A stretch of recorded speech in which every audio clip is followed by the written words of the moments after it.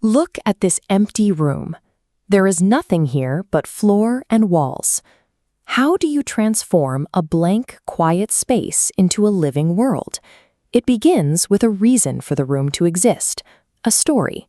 We need a sequence of events to follow, and usually those events try to teach us something meaningful, like why honesty is important, or why family comes first.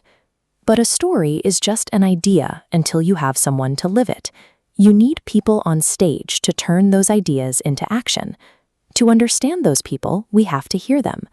The words they speak to one another let us into their heads, showing us how they feel. If they just stand perfectly still, the story stops. They have to move through the space and change the speed of their voices, talking fast during an argument or slowly during a sad moment, to keep us watching. All of this requires a specific area to happen in. This is the space. It's the physical ground that connects the imaginary world of the story to the real world we live in. When you have a story, people to tell it, and a place to stand, you have the bones of a play. But this raw foundation is still missing the sensory layers that make a performance truly feel like magic. To make this world feel real, we must decide where and when the story is happening. Establishing that we are in a school hall on a Tuesday morning gives the audience the context they need to follow along. Then we use light. Lighting shows us if it's daytime or night, but it also acts like a pointer, telling us exactly where the most important part of the story is happening.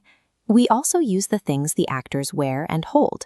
A student's uniform tells us who they are instantly, while a book or a phone helps them perform the specific actions that move the story forward. We add what the audience hears, too. The sound of a door closing makes the world feel physically solid, while background music sets the emotional temperature, telling us whether to feel nervous or happy.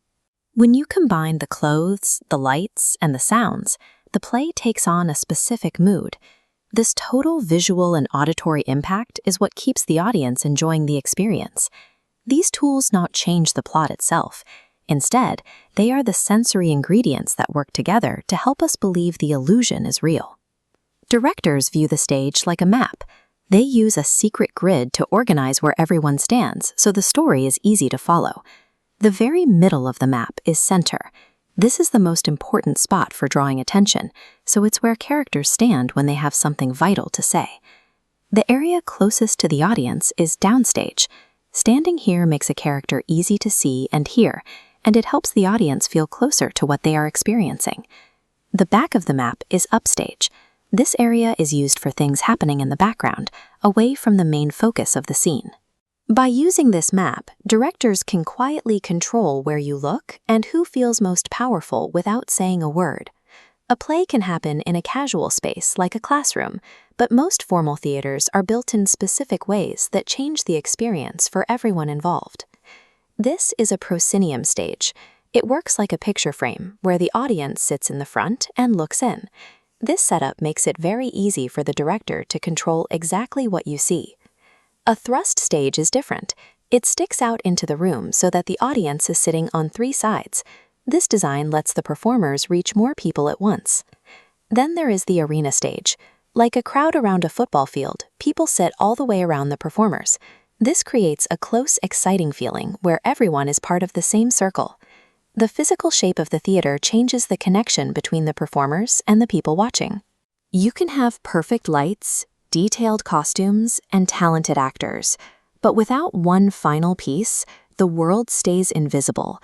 You need the audience. Without someone there to witness it, the performance doesn't actually exist. The moment the lights hit the stage and the audience focuses their attention, all these different elements finally work together. The space, the sounds, and the movement become a single story. This is what theater actually is, the collaborative art of using design and movement to share a story with other people. Next time you watch a play, look past the actors. Now that you know about the invisible grid and the way the lights are used, you can see the vast machinery that was built specifically to make you feel something.